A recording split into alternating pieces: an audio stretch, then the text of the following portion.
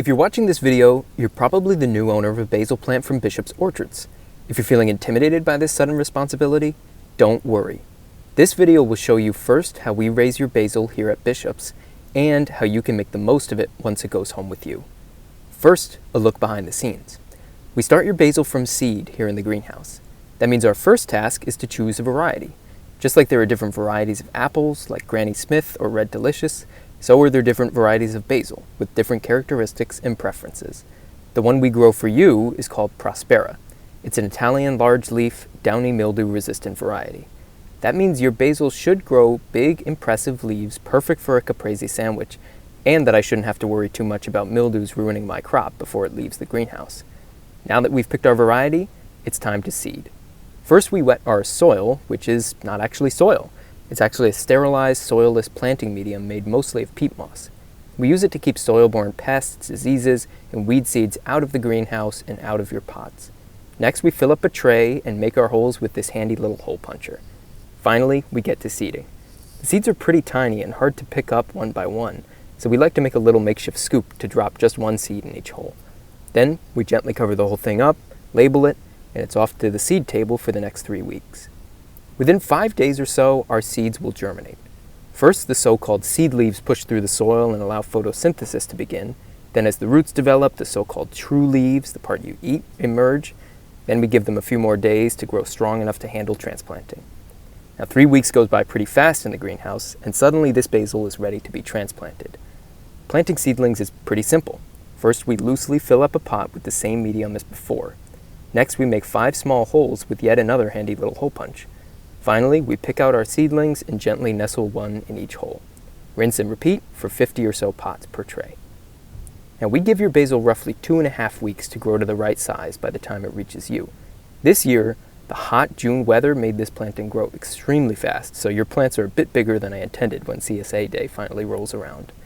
So, you've got your basil now. What next? The first step is to separate and repot your basil at the first chance you get. You know, because you saw me plant them, that each one of these stems is its own plant. Basil plants like lots of room for their roots to grow, and big plants like these will be pushing the limits of their pot by the time they get to you. So these plants are not going to be happy to stay in this little pot for more than a few weeks after you take them home, a month at most. That's why I recommend you start them off right and give them as much room as possible as soon as possible. So to transplant these basil, you'll need a few things on hand. Get yourself a few big pots, a planting medium, some water, a serrated knife, and a trowel. Now, you can plant these in your garden if you prefer. I only recommend pots because it's just easier to control all the variables. The watering schedule, positioning, access to sunlight, and so forth. But make sure your pots are big enough for your plants to truly grow.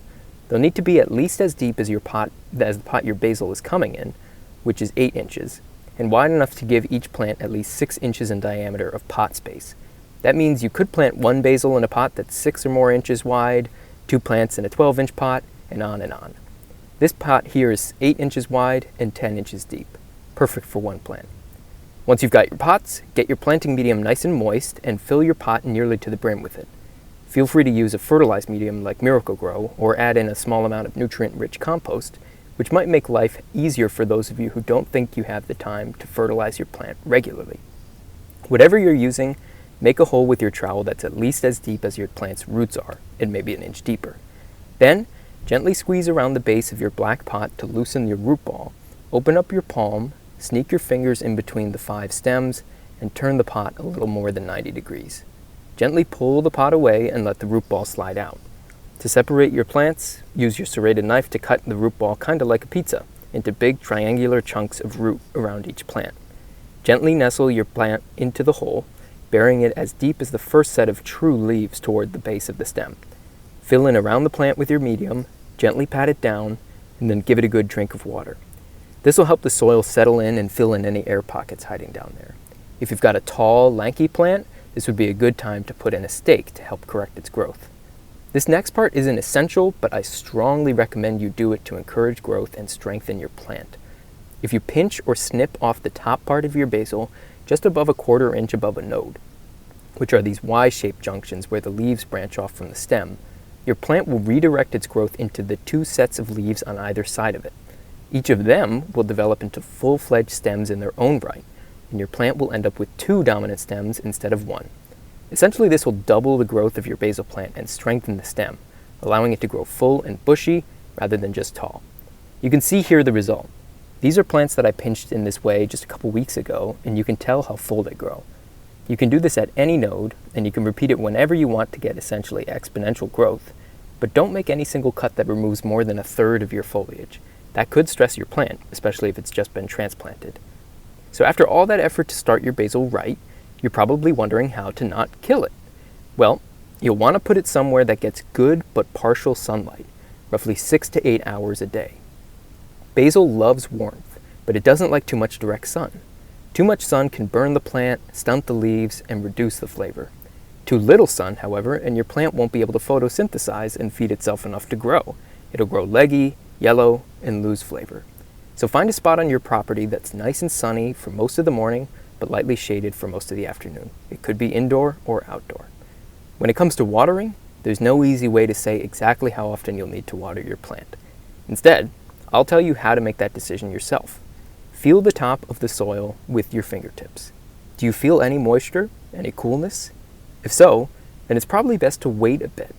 If not, give it a couple seconds worth of water. Now, basil is a Mediterranean plant. It likes to drain pretty well between waterings for its roots to breathe, and it hates to sit in wet soil for too long. That said, if you know you'll be away from your plant for many hours on a hot, sunny day, there's no harm in preemptively watering your basil even if the soil still feels damp.